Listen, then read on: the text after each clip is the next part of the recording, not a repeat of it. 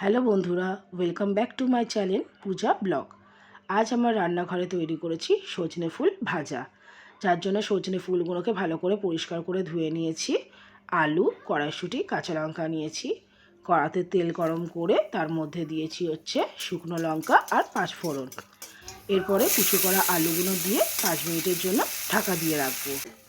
5 minute পর ঢাকনা খুলে ওর মধ্যে দিয়েছি কড়াইশুঁটি, কাঁচা লঙ্কা আর স্বাদ মতো লবণ আর অল্প পরিমাণ হলুদ দিয়ে ভালো করে নেড়ে চেড়ে ওর মধ্যে সজনে ফুলগুলোকে দিয়ে দেবো।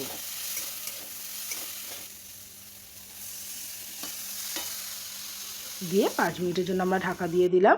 5 মিনিট পর ঢাকনা খুলে 10 থেকে 15 মিনিট এইভাবে ভাজলে আমাদের সজনে ফুল ভাজা রেডি হয়ে যাবে।